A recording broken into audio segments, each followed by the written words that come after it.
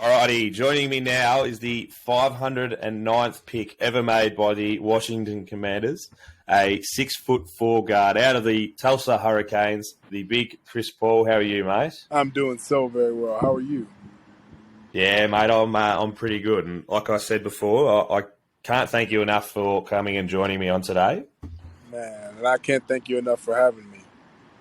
Nah, it's beautiful. I've heard a few things about you and just doing some research that you love to travel. So a question I like to start with is, have you ever come or thought about coming out to Australia? I've always wanted to go to Australia, more specifically Sydney, mainly because Oh, yeah? I had some family members that have had the opportunity to travel to Sydney and spend, I think it was a few weeks there, and they had nothing but good things to say about Well, I'm down in Melbourne, so that's no good to me. But it. Okay, yeah, so when you do come, make sure you come to Melbourne and I'll show you the best parts. okay. I'll be sure to keep that in Beautiful. mind. I read that your favourite place to travel was in Venice, in Italy. What did you love about that, and why Venice? Yes, exactly. Everybody always asks me why Venice. Well, I had the opportunity to travel to Venice, Italy, actually for a study abroad trip. And so I got to take that opportunity, I think, in May of 2019. And it was such an awesome experience because we had been in the course, and the course was about art history and actually had to do with just kind of specific art, all forms of art, but specifically like older, more Renaissance, more like art in terms of specific structures and buildings and even architecture, and how all of that ties in to the city of Venice. And so I got to take that course, and then towards the end of the semester, we got to take the trip into Venice, spend about 2 weeks there, and actually kind of tie in everything we learned throughout the semester and see it up close and in person. So it was awesome. Yeah, beautiful. During the off season, was it, of the football? Yeah, so I was in college at the time, and so it was during what would be our off season. Yeah, yeah. So what kind of, you said mid-year, what kind of weather would it be over there then? It rained maybe once or twice. And so to me, it was pretty like sunny. I'd say about 70s, 80s. It was beautiful. It was nice weather. Yeah. Yeah, nice to travel. Yeah, grass. I can see why you enjoyed it, I reckon. Yes, it was amazing. I did a fair bit of reading about you in the last couple of days, just trying to get a few questions, and I actually found you quite interesting to read about. You're of Nigerian descent. Yes. Have you ever looked into your history or visited Nigeria as well? Yes. So I've actually lived in Nigeria for 4 years, and so from about 2006 to right before 2010, I actually lived in Nigeria, went to school in Nigeria. And my parents did that for me and my brothers because they wanted us to get a glimpse and really learn about our culture and see how it is up close. And so for me, that was an awesome experience because when I was able to get that and then come back over here to the United States, it really taught me a lot about perspective and honestly made me a much more well-rounded individual. Yeah, absolutely. I can imagine. So you would have been, 2006, only, 9? I was in second grade to 5th grade. So yeah, wow. I want to say maybe ages 6 to 10, 7 to 11, somewhere within that range. Yeah, yeah. So, because you were born in Houston, is that right? I was born in Houston. So it's a little bit different going from the state where everything's bigger to Nigeria, I imagine. Yes, it was different and it was an adjustment, but I mean, Nigeria has a lot of just in terms of where you could be living or where you could be located, it's pretty diverse in terms of just geography and the way things look. And so got a mixture of everything. Yeah, fair enough. So you went for it, well, you were born in Houston and then obviously spent some time in Nigeria, but you went to Jersey Village High School. Yes. You played on the offense and the defense. I did during my years. But I heard that you averaged, not yourself, but the team averaged 446 yards of offense. Just, a mere 446. Yes. And I mean, being on the offensive line and being the team captain, I definitely helped us sort of reach that average throughout my senior year. And so, yes, we were definitely a high-powered offense for sure. Yeah, grouse. As you can, I read about, and you can probably hear if you actually listen to this, you're a pretty intelligent kind of person. So I wouldn't be far of a stretch saying that you actually enjoy going to school.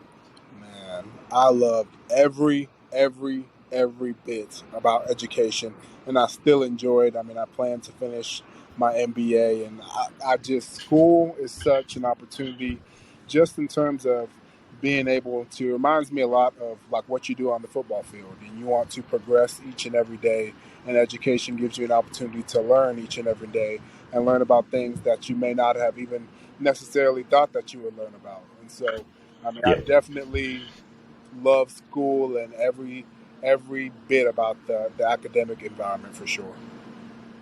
I was going to touch on it later, but you brought it up now. What are you actually studying at college? Yeah, so at Tulsa, I got my degree and I majored in computer information systems with a minor in cybersecurity.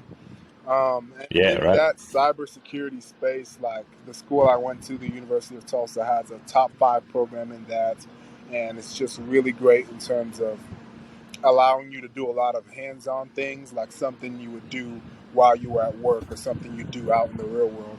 And so we got to see a lot of those, and I got to do a lot of cool projects while in college as well.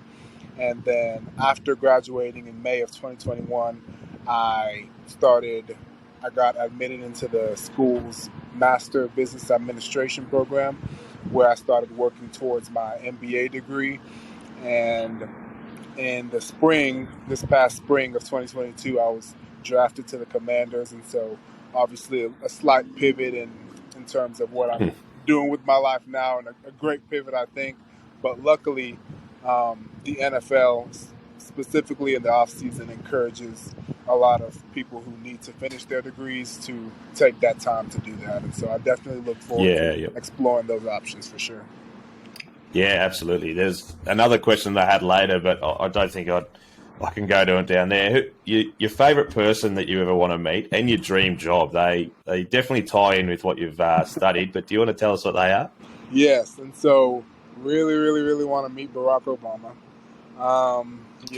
So I'm sure he's a hard man to reach, but yeah, Barack, I imagine he's not the easiest. Barack, if you're looking at this, if you're watching this, know that I really... He is an avid fan. He's very much an avid fan of this podcast. I really want to meet you, man. I'm here in D.C. I hear you're not too far away, and so just let me know. We can get coffee or something. I'd love to meet you, man. And your dream job? Yes, my dream job, interestingly enough,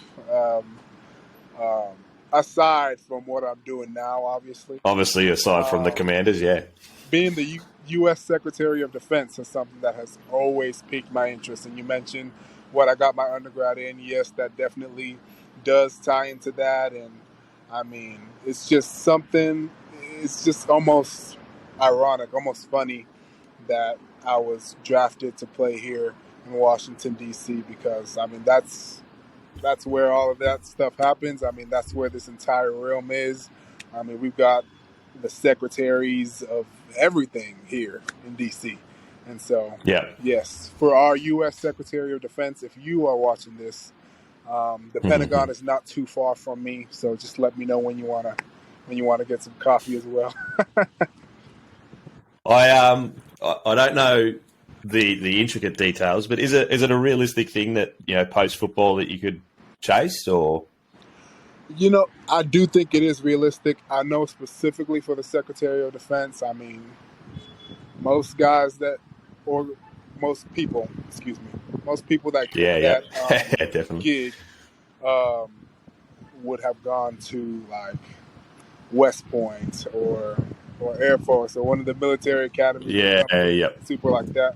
But I don't think it's out of realm for me. Just give me the amount of security clearance I need, and I think we can get it done. Yeah, beautiful, beautiful. You played against Army, or you missed the game against Army, so that counts, doesn't it? Yes, yes, yes. Navy. Navy, yeah, fair Navy. enough, fair enough. We'll go back to Village High School, or Jersey Village High School for a moment. You must have made some kind of impact because, from what I read, April 28th is Chris Paul Day. How did that come about?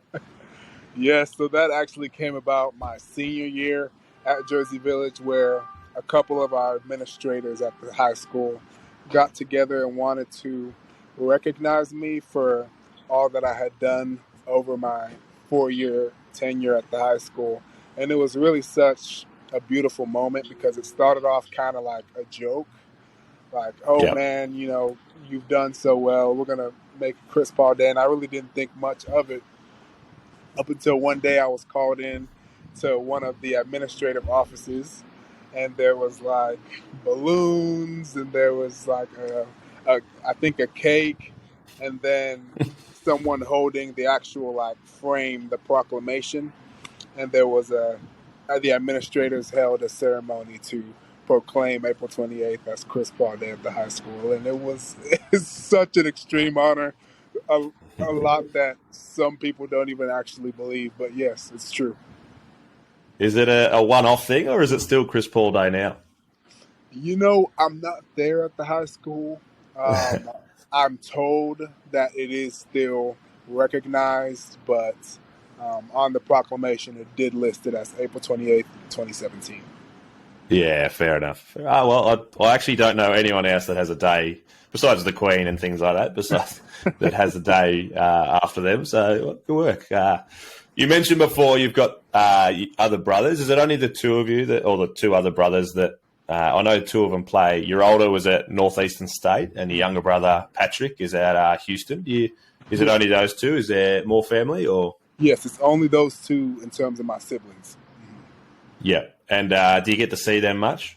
I do get to see them more often than you would think. It's a little bit harder during the season, but even while I played at Tulsa, myself and Patrick, my younger brother, he goes to Houston, and Tulsa and Houston are in the same athletic conference, and so we actually got to play each other quite a bit, and so I'd see him then. And then obviously, whenever I have opportunities to go home, whether it's a weekend or during a bye week, I take advantage of that too to see my family. Yeah, absolutely. So we've mentioned it already. You went to Tulsa. How did you come to Tulsa? Why did we pick Tulsa? Great question. So Tulsa was actually probably the latest school to recruit me because I was going to initially take my last official visit to Army West Point, right? And that was where I wanted to go because I received a scholarship there and was admitted into the school as well. And so that's where I wanted to go. And then Tulsa swooped in and let me know about their cybersecurity program, and then also just convinced me to take that last visit to Tulsa. And so I did. And so flew to Tulsa that weekend with my mom, and we saw everything. We learned about the academics. We got to hang out and meet the entire team, and I got to hang out with what would be my future teammates and see the city of Tulsa. And I mean, all of it just put together just felt right in the moment, and I think it was the right decision. And I went to Tulsa. Yeah. I will forever boast about how amazing Tulsa is. I love the fact that I don't reckon too many people would go to the school and it'd be mainly about the football program. I love the fact that you actually looked into the academics and thought, you know what, the cybersecurity is big here. It's going to get me to what I want to do post football, because your football career is only, a 15th of your life is, and you got so much more to live afterwards. So I love that fact. Yes, you are absolutely correct. And at Tulsa, I always advocated for student athletes to feel comfortable being well-rounded and understanding that, there's more aspects to them than the sport that they play. Yeah, beautiful. That's awesome. In 2017, you redshirted. How does that kind of year like? So you're training, but you're just not playing? Is that kind of how it works? Yes, and so that redshirt year, you are pretty much just training and you're practicing with the team, whether you're on the scout team or doing something else. But that redshirt year was actually quite beneficial in terms of just developing, getting better, getting up to speed with the expectations of playing Division I college football. And so that year was just really beneficial for myself, the other guys in my class, and just taking that time to develop before getting put on the field in 2018. Yeah, and then in 2018, you played 12 games, but it only took you 4 games to become a starter. And you played, was it right tackle that year? I played right guard. Right guard, and then the 2019 you played nearly every snap except for in the last game you missed a couple, but you switched over to left guard. Yes. And then we went into 2021 and you're in right tackle. Right tackle, yes. So you were very quite across most of the positions on the offensive line, it looked like. Yes, I played pretty much. I tossed every position except center. Didn't get quite any center, but I definitely played all the positions on the line besides that. And I feel like, that just, I attribute a lot of that to, one, versatility that I was able to garner and then display, but two, also our coaching staff and making sure that guys on the line know what everybody across the line is doing and not just necessarily your position. Because whenever you get into situations like maybe a guy goes down here or there, you have guys who are able to step up or move to different positions to keep that continuity going. Yeah, absolutely. That's kind of was going to lead into my next question. I'm a Green Bay Packers fan, so our offensive line the last couple of years has really been chopped and changed. Do you think it's helped going into the NFL where, like you said, you might be written down as a left guard, but tomorrow someone goes down, you're in as a right guard? Or yes, absolutely. That is extremely beneficial, and I feel like that's pretty much the norm here. And obviously, I can only speak from a commander's perspective, but yes, that versatility is definitely valued, and it helps you help the team. Yeah, absolutely. You did cop an injury late in 2021. What was the injury? Yes, in 2021, I got an ankle sprain. Yeah, but you missed 3 or 4 games from it, yeah? Yeah, 3. 2, 3? and then including the bowl game. Yes, I wasn't. The bowl game. Yeah. Okay, so you got but you did get invited to the Senior Bowl. How was that experience? It was so awesome. Talk about just a jam-packed week, and one, from a camaraderie standpoint, you're amongst the best of the best in the NFL draft, and you all are getting to play together, learn your first NFL playbook together. You're able to be out there and compete amongst one another, and that was just really a great opportunity. And besides just the physical aspect of what you would do on the field, we also had opportunities to interview with all 32 NFL teams. And so that was, you had to prepare for that as well, and that was a great experience to just see how that process works. And so the Senior Bowl was amazing. Yeah, absolutely. That's when I spoke to Alan Lazard not long ago, and he said that was his first experience of what he thought the NFL life was going to be around. Like you're around the best of the best, and all the coaches and stuff like that. Is that how you found it? That is exactly how I found it. Yeah, beautiful. And you said you got to speak to all 32 teams. You're a Houston Texans man growing up. Was it a little bit of a fanboy moment when you got to see them? Or yes, definitely. And obviously they read up on you and they do their own research, and so that Houston connection was great. And the person I spoke to was actually quite familiar with my younger brother as well, and so that was awesome. Okay. Yeah. Is he your younger brother? Is he still at college? Yes, he is. Yeah. How's he looking? Is he going to be drafted as well? Is the spot at the Commanders for him? Or he will be very, very drafted. Yeah, beautiful. That's good. You, like I said before, you have a lot to do on the field, but so much off the field. By the time you finished your college career, you were part of 3 different NCAA committees that aimed improving, from what I gathered, the student-athlete life. Can you tell us a little bit about these committees and what you actually achieved? Yes, absolutely. And so I was involved pretty much NCAA-wide for majority of my college career, and most prominently, I served as my athletic conferences representative to the NCAA. And so I served on the NCAA Division One Student Athlete Advisory Committee, where I was one of 32 members that reported directly to the Division One Council.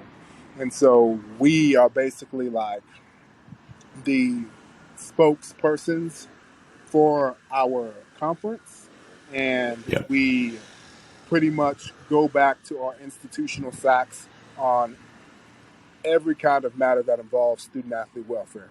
And so a lot of the issues that we tackled during my tenure was things like name, image, and likeness, and making that streamlined and available to all NCAA student athletes, and NCAA transfer legislation, like making that equal across the board and equal across all sports, because the rationale that was there in place earlier was now outdated at that point. And so, I mean, we tackled a variety of issues. Talk about civic engagement around the summer of 2020, when a lot of things were happening in that space within our country, and providing support, resources, education to our student athletes about how, where, when to vote, things like that. And so all matters, all things student athlete welfare is what we were in charge of. And from that main committee, I then was tasked and put on other NCAA committees, like the Division One Football Oversight Committee.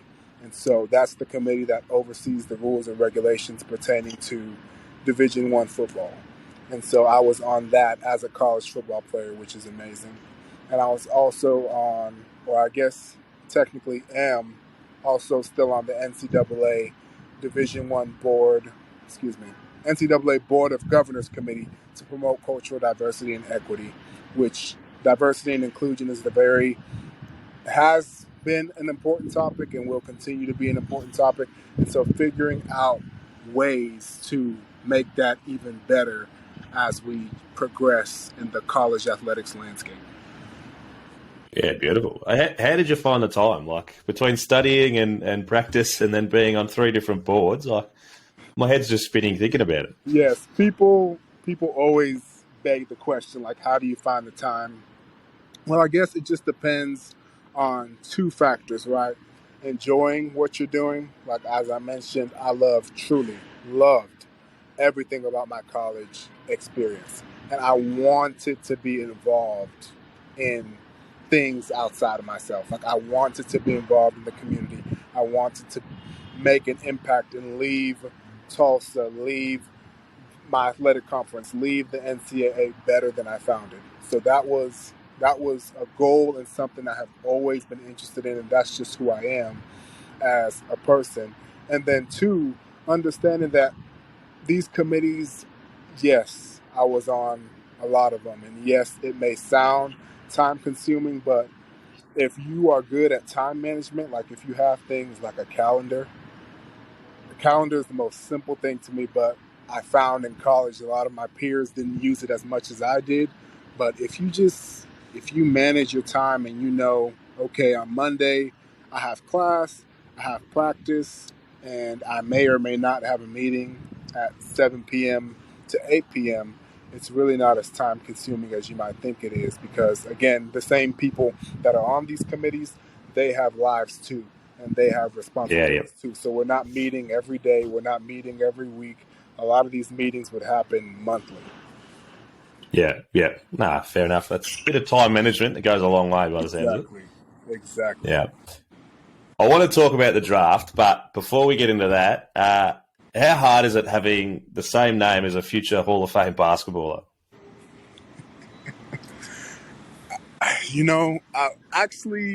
I'd spin that. I wouldn't even say it's hard. It's more cool, if Oh, anything, absolutely. especially having that name and then bringing that name to the NFL. I mean, ESPN was all over that. I'm sure they all got a kick out of that, because it is funny and it is comical. So, yes, that's another guy that I need to grab coffee with. I don't know what he's been doing. I don't know what my agency's been doing, because that's something that should have been set up. So CP3, if you're watching this, he is absolutely. we need to go ahead and get that done. That should have been done. Does it come up often? Like, do people actually say and it does bring up the fact? It does come up often. Like, honestly, whenever I say my name or whether I introduce myself or they maybe see my name on a form, they're like, oh, is that Chris Paul? Like, is that the Chris Paul? Or if you're acquainted with the Commanders or acquainted with the NFL, they then start to ask, okay, are you talking about the basketball player or the football player? Because now there's two. Well, that's what I made sure to start with. That we started with, it was the big Chris Paul, not CP3 or the bigger one, the larger one. The bigger, yeah. Yes. I'd like to see Chris Paul going in at right tackle in the Commanders. It'd be interesting to see, I reckon. You know? I wouldn't mind seeing someone like a Micah Parsons or someone coming straight through the middle of it. Yes. That'd be awesome.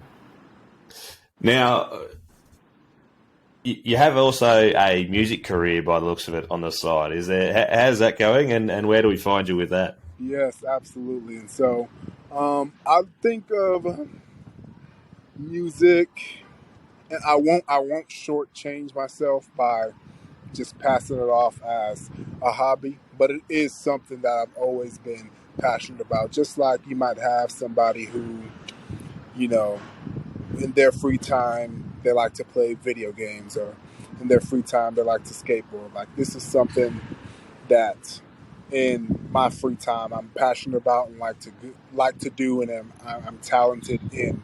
And so I kind of treat my music like a journal, and I'm very intentional about what I put together. And so I hope to, in the future, and will put together projects and bodies of work that allow people to see me in a different light, and also allows me to express myself in a way that I normally wouldn't have the opportunity to. And so music is definitely a big outlet and avenue for me. Yeah. You've got a couple of songs already on Spotify, so you can say it's a bit more than a hobby. I think it is a bit more of a hobby. I mean, I'm making music every single day, somehow, some way, whether it's in a small way, whether it's in a big way. So music is definitely a major part of my life. Yeah, beautiful. All right, we'll get into a bit more football. What, for us who are never going to be able to experience it, especially over here in Australia, what is the draft combine like? Like, I imagine that's a pretty full-on week, and I imagine time management is pretty good there as well. Yes, the combine is truly like a jam-packed week, and I can only speak for how we did the combine this time around, but they kind of had each position group come in waves, and so we came in 4-day waves. And so I think maybe the quarterback and running backs got there 2 days before the offensive linemen did, and so it was this kind of like staggered performance day. So each group would perform on each given day at the end of the week.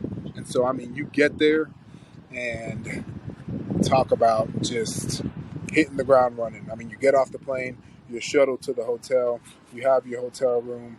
Okay, now it's time for interviews. And if you went to the Senior Bowl, you interview with 32 teams already, but now you're going to be interviewing with some more teams, whether they're what's called formal interviews, where you're like one-on-one with the whole coaching staff in a secluded room, or your informal interviews where it's like more at a table and you're having like a conversational style interview with one person or two people. And so we did tons of those for like 2 days and nights in a row. And then you also had what are like medical physicals, if you will. And so you had to do a lot of physicals, and people wanted to get different kind of urine samples from you, blood samples, everything you do in like a medical environment. Then you also had to get x-rays, you had to get MRIs. If you had any injuries, you would ask questions about them. They wanted to see those injuries. it was just so you're thinking of all these things, and you have like 3 days to get all of that done. And so I remember one of the days was a completely medical day, and I spent 10 hours at a hospital that was designated just for the NFL and just for the combine, where they would send guys to do x-rays, MRIs, anything that you need to get looked at. There were some guys that spent over 12 hours at the hospital just getting things looked at. That's like morning till night, just being poked and prodded at. And then after that heavy 3-day stint, on the fourth day, that was the performance day. And so you're doing all that, and now you have to go out and you have to perform, and you've been training for this moment, and so you have to do all of the drills and do everything to the best of your ability, obviously. And so it was talk about just jam-packed in every sense of the word. But man, once you finish that last drill, you're really like, what an opportunity to just showcase my talent. What an opportunity to be invited to this event and be amongst the best of the best in the draft, and see all of that up close and in person. Is there, once you've finished the 3 or 4 days, are you just knackered? Like, it sounds very much that you, like you said, you're just being poked and prodded for 4 days, and then do you just go and just sleep for a week, or? You definitely take a few days to yourself to just kind of unwind and really like decompress, because understand that it's not just the 4-day week. It's not just being at the combine itself. Like, once you declare for the draft or you're entering into the draft, you are training for the combine for pretty much 2 to 3 months straight. And so you're training for that very moment, that very day, to then perform. And so it's everything leading up to it. And so you definitely take a few days to, whether you want to, I don't know if guys went on vacation or what, but you take some time to yourself to just decompress from that and reflect on it as well. Yeah, absolutely. So moving from there to the draft, post-draft combine, and you've done all the interviews and everything, do you hear much from teams, or are they pretty much telling you at the combine, we're looking at you going into the draft? You'll get a little bit of that at the combine, but it doesn't stop at the combine, because, again, and I can only speak for how it went this year, a lot of the time, depending on where you are and whether it's projections or whether it's what teams are specifically interested in you, you'll then have teams that want to work you out.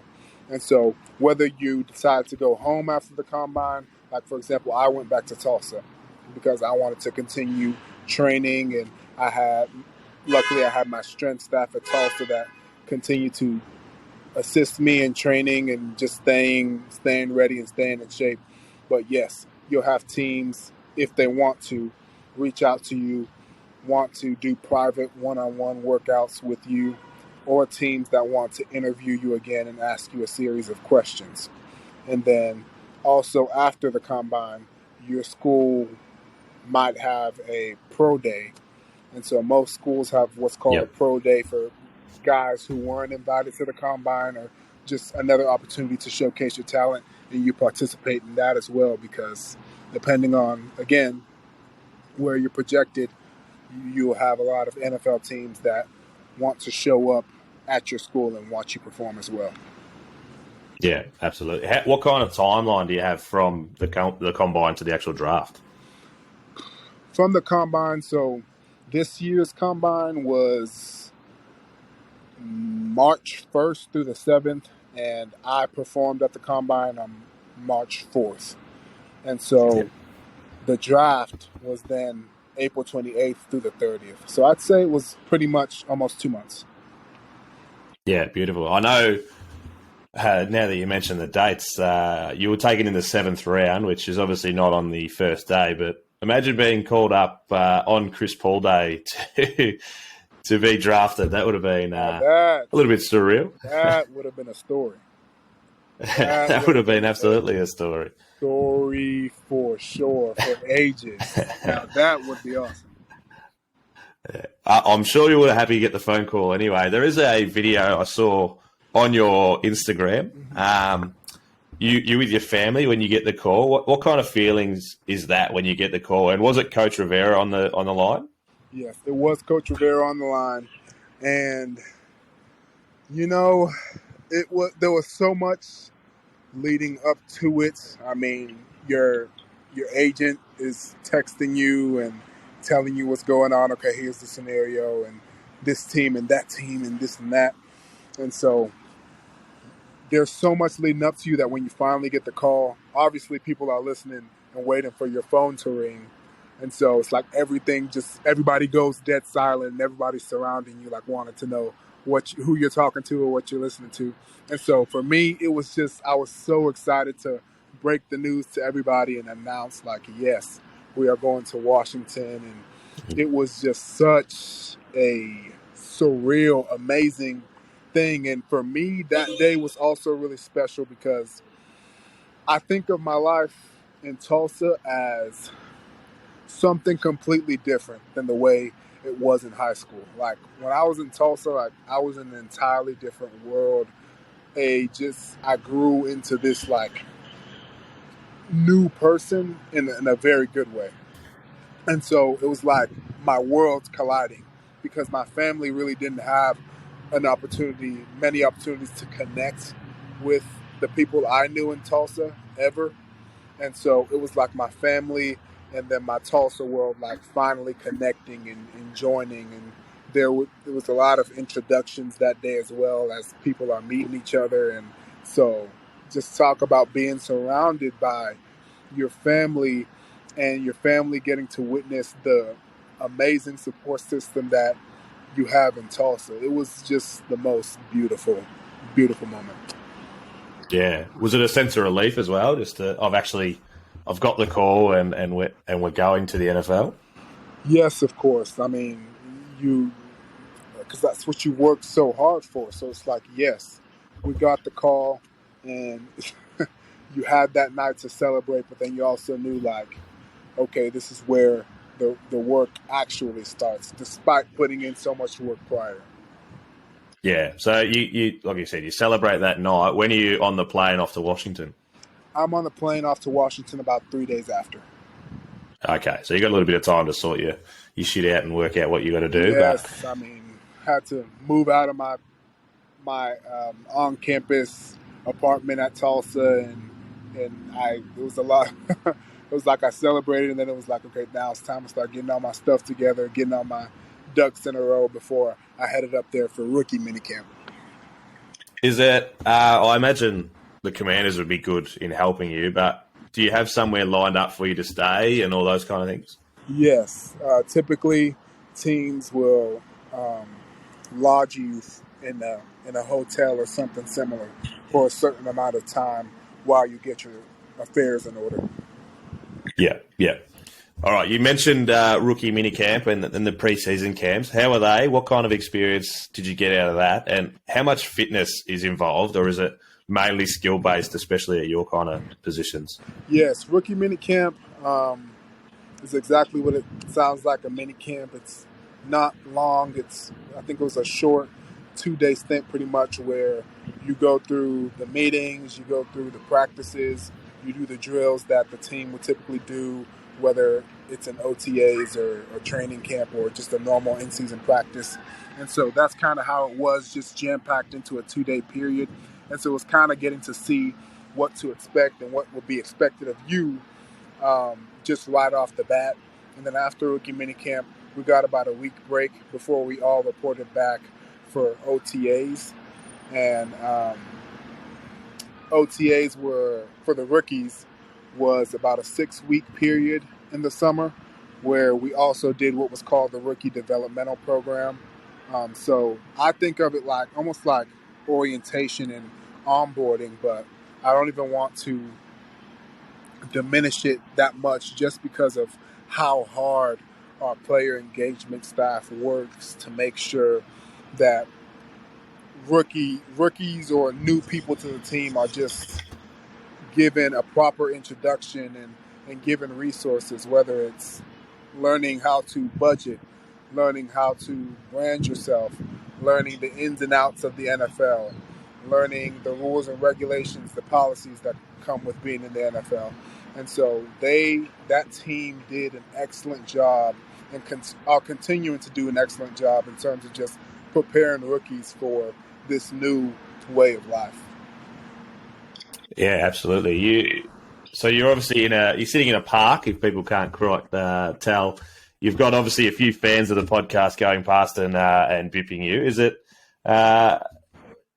hard to, but obviously being in your first few months, realistically, not even first year, but your first few months, is it hard to go out and actually have a life around there? Are you obviously you can only speak to your situation, but do people actually recognise you when you're going out there, or?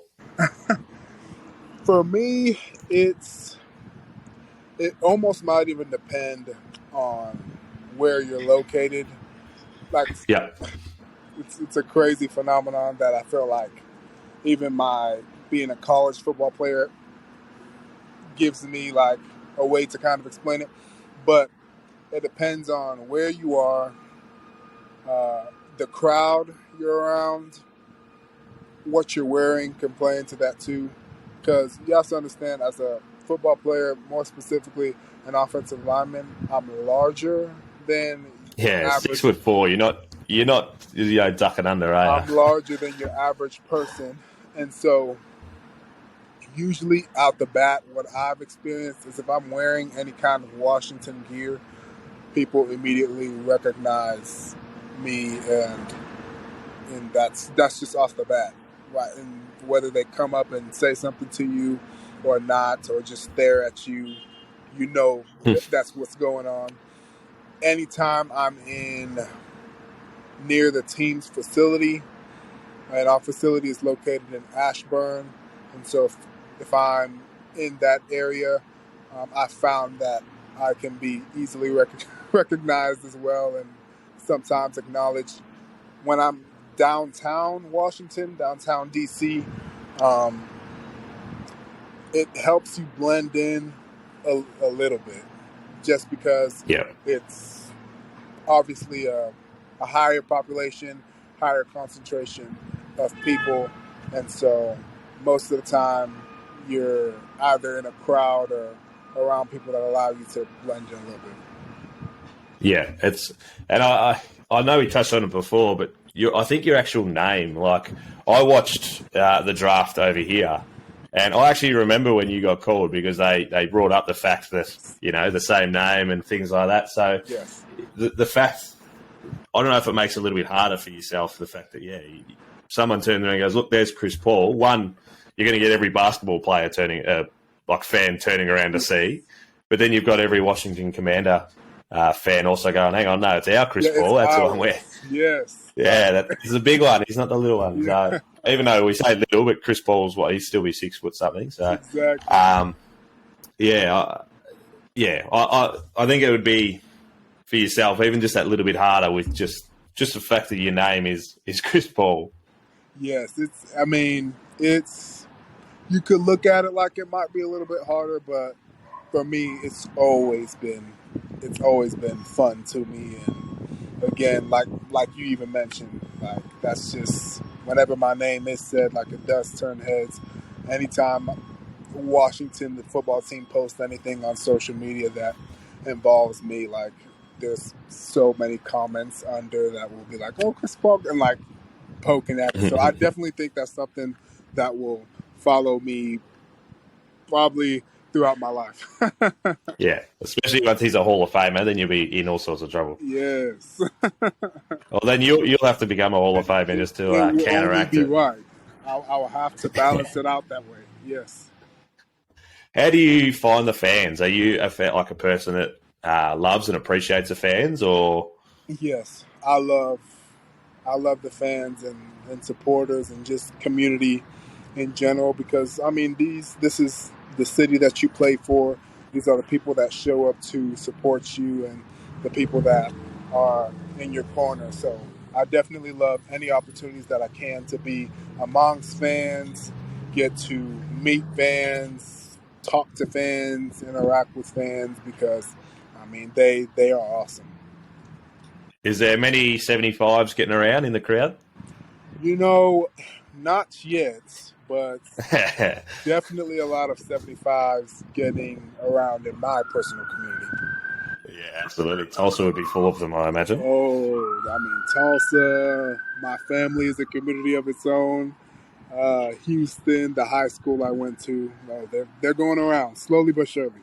Yeah, they'll get there. They'll climb. I'll have to get one and pin it up on my wall, I reckon. Please do. You just let me know. How do you find the guys at the Commanders? Like, who have you worked a lot with and who have you gotten along with? Yes, definitely. Obviously, it's easy to get along with your rookie class and because you're spending lots of time together and going through the same things, but definitely the offensive line. And we are a vet-heavy room in the offensive line, and so many guys in there just garner a lot of wisdom, and they're able to almost like mentor you and show you the ropes, show you the ins and outs, show you what to expect, show you what being a pro looks like. And I'm so grateful for everybody in the offensive line room, but especially guys like Trey Turner. And I believe Trey has really taken me under his wing and the kind of things he's taught me, not just about football, but in life in general. Like, those are things that will stick with me through the rest of my life, regardless of what I'm doing. And so I'm so grateful for it. Yeah, absolutely. How do you see yourself progressing, and how long do we see the 75 getting called and out on the field? Oh man, I see myself progressing. I mean, this is, and I can only speak from the standpoint of a commander, but when you're practicing all week, like, you are preparing to be thrown into the game. You are preparing like you are going to be playing all game, and that's just how you prepare, and that's how we train guys to play, prepare, be a pro. And so that's our mantra. And so regardless,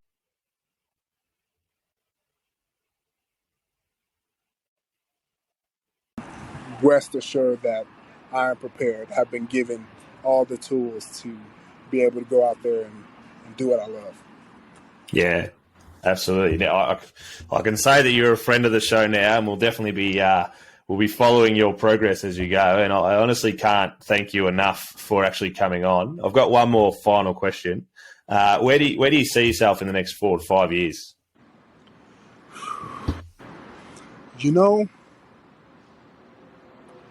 That's really, really hard to say, but I will say I see myself, I visualize myself, I manifest myself being a pro and being someone that continues and has technique and fundamentals so down to the core that it just starts to become muscle memory. I see myself as someone who will be using their platform for good and using their platform to showcase other aspects of themselves as well. And I see myself as a truly well-rounded individual. Yeah, absolutely. I should have asked before. Do you have a preference for left tackle, right tackle, or like left guard, right guard, or? I felt like I used to have a preference in college for left guard and right tackle, but now with as frequently as I move around to different positions, even during a single practice, that preference is completely gone because, I mean, you're doing all of it. And so, I mean, there's almost not even a point to have a preference. Yeah. Well, that's a very valid point, I think. Like I said, mate, I really can't thank you enough. You've been so generous with your time, and on a late Tuesday afternoon, I really do appreciate you coming on. I do look forward to, in the next 5 years, having, we'll just say, an offensive lineman as an all-pro, a million hits on Spotify for your songs, and a future, well, maybe a sit-down with Chris Paul and Barack Obama, maybe. Like, cup of tea with those two guys, and you literally just described all of that perfectly. All of it perfectly. Yeah. No, we will be following you very closely, mate. I do appreciate your time and coming on. Thank you so much for having me. I really appreciate your time and taking the opportunity to get to know me and have this awesome conversation. And I enjoyed sharing it. I look forward to you coming down to Melbourne. Not quite Sydney, come to Melbourne. You just let me know when. Yeah, beautiful, mate. Awesome. Thank you very much. All right. Thank you so much.